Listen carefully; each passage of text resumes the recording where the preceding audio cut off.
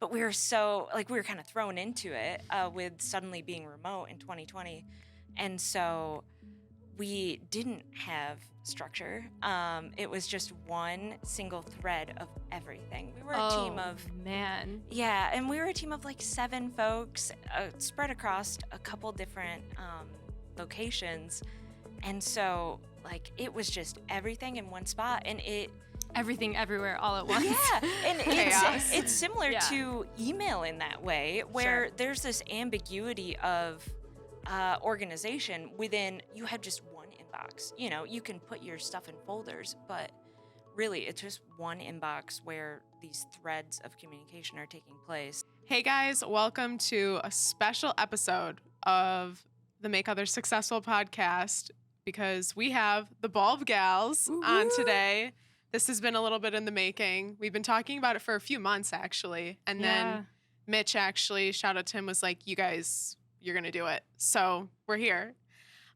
Today, we're going to talk about actually kind of a unique topic. We all were kind of hired in line of each other within a span of like 3 months. Yeah, 2 or 3 months. Yep. Yeah, and we have all come from different workplaces, different backgrounds of work, and now we're all here and we work in a modern workplace, and our experience has been so great, and we kind of want to talk about what that has made our everyday work life, what we probably could have changed in our previous jobs to make our work lives easier there, and some more topics based on that. So your story is not unique either, because I think you speak to previous past Livy where you know something needs to change, and that's how you said you got involved in Power Apps, was recognizing, wait, maybe I can start making things a little bit easier, more modern. Did you run into where it was harder to get peers on board or leadership, or since maybe leadership wouldn't get on board, then how could you expect your peers to do or to adopt any of that? Yeah, that's a good point. I think it was more so just it's the communication aspect. Yeah. We didn't have strong communication to begin with. Everything was over email until 2020. No. Yeah. Don't do that. And then we did move to Teams, so that was great. I love Teams. I know that we use Slack here, but Teams is the first for me, you know. But yeah, it was more so getting folks to understand this is the new way that we're going to do it, and this is how we're going to do it.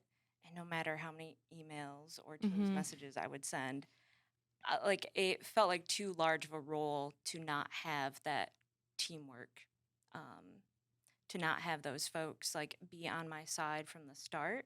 And to try to rein people in and then updating people on what's new or what a new process or a new standard, or so you almost have to have the communication in place first. That's how it felt. That was a challenge in my experience, was then communicating this out. And part of it was we were replacing old systems. So people still have those bookmarks and all of that jazz. And so it's really hard to break those things. So you came from an experience of Teams to Slack. What were you using at your old companies? Teams, both times. Teams, okay.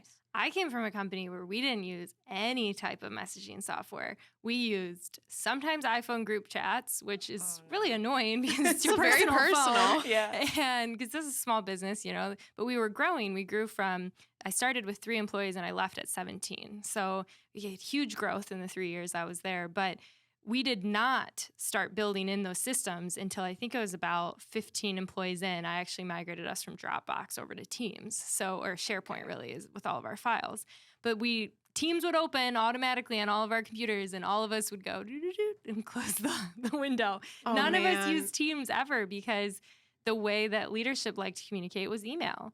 And it was email, or text to our personal cell phones. And I say this looking back now, I wish I could have put more modern tools in place before I left, because I know now how much Teams or Slack could benefit these companies, or really this particular one I'm thinking of, and their goals and just their communication in general. But yeah, so I went from just email to then bulb.digital Slack. it's been amazing to be on the same page with other employees who are working on the same project in real time and not have to worry about the churn that emails bring. Yes. That has particularly completely changed my work life. Yeah, that I think the communication aspect, or the biggest difference I noticed when I started working here and when I actually got to learn my job role and was performing my tasks at kind of like an automatic pace, was, I don't know if you guys felt like this, but at my previous jobs, it felt like not only do I have to get my tasks done, but I have to figure out how to make sure everyone's on the same page when they receive, like, if I need someone to review an asset, or, oh shoot, my one manager likes to email, but my other manager really likes to communicate over Teams. So I gotta differentiate between that. Now it's like I just get my work done and I know the process is in place. We all are on the same page in some way. Right. That it's like actually getting the work done is most of my day now, not how do I make up for that lack of modern communication, internal communication organized. It's just a mess. And you're touching on such a great point, Livy, because I feel like from what I said, I was like, well, the tool really changed my life. Having Slack, great. But it's not just having the tools. It's not just having Teams. It's not just having Slack. It's not just moving your business away and to be more modern. It's also having some type of system or governance or process that then is clearly communicated when you were onboarded of, hey, this is how we do it. If you think of a better way, feel free to bring it up to us, but this is the process. So that it feels like you've now, expectations have been set. You know how to follow those. You don't have to figure those out. You just have to do the work. Yeah. Which isn't that what we all want most of the time? Yeah. And then if you're a system-oriented person, maybe you'll have some ideas on how to improve it, which I think, honestly, all of us have probably done or brought forward. And it's an open, conversation. Right. You looked like you had a thought. I did. So I was thinking about how our Slack is organized by all these different channels. And that you were talking about the structure of it, that really, I think, helps facilitate a lot of this. Whereas I've been, at my previous job, we had a Teams, which was great. But we were we were kind of thrown into it with suddenly being remote in 2020. And so we didn't have structure. It was just one single thread of everything. We were a team of... man. Yeah, and we were a team of like 7 folks spread across a couple different locations.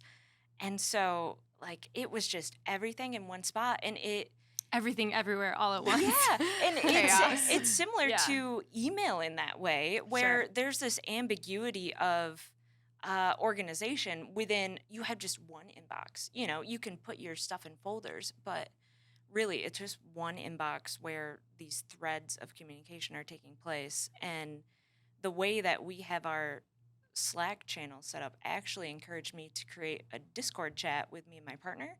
And I've broken it out into, like, this is finances, this is like date planning, and things like that. So that's so smart, so organized. So, I know, and it feels so much better because now it's not just our text chain going back and forth, which we still use, obviously, but it's much more structured and has been really helpful for organizing my relationship.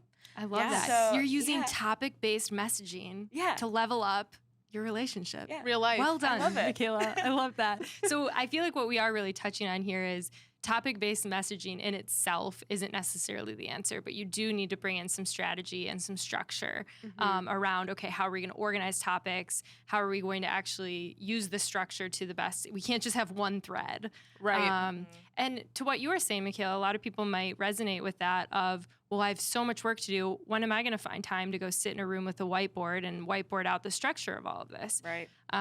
What would you say to someone like that? How would you kind of encourage them? Well, the whiteboard thing actually makes me think of what we would do at our previous job was we would literally bring in a rolling whiteboard into a conference room. And on a regular basis, we would make out lists of all of the things that we had to accomplish and where we were at with, like, updates to projects. And is that the only spot it lived? Yeah, and then we took a photo of it and we posted in Teams. And so classic. And it worked for what we needed. Sure. And we would do brainstorming things that way. But if we had in place already a system where these things lived and we didn't have to remember them and then write them down and refer to these lists, Yeah. So the maybe if they work were would have been done each its already. own channel or each its own topic or each its own however you wanted to organize it, but that could have potentially helped as well. Exactly, yeah. So it was like recreating all these threads and taking up an hour or Yeah. two of our time every couple weeks. And so when I could have posted a 30-second message in a thread Mhm. and then continued on with my day, Yeah. you Yeah. know, so it was like instead of taking the 2 hours to build the system, we were spending 2 hours every other week To try to Oh, remember try everything. to work Yeah. without a system. And I think you're hitting on such a good point because everyone feels like we don't have time to stop and think through the strategy. But if you just can convince a couple people, whether it's just your manager or a leader in the company or even just a peer, to be like, hey, I really think if we just look at this, figure this out, structure this, and get some topic-based messaging channels in place, it's going to help us in the long run. Let's take half a day and do this, and it's going to save us weeks of time in the long run. Right. That'd be my Exactly. encouragement. Like looking back at the businesses I've worked at, like, man, if I had just sat down and like thought about it for a little bit and thought about the strategy and thought about the power of the tools and then put those two things together instead of just trying to keep swimming and, you know, survive in the amount of workload you usually have, I think we could have really made some powerful pivots for those Yeah. businesses. And I almost want to call some of them and be like, hey, you should use this tool this way. Like, you know, there's a better way. Right. You want to share that wisdom, which is what part of what we do here at Bulb, which is why I love what we do. But you want to share the wisdom once you learn it on that there's a better way of working.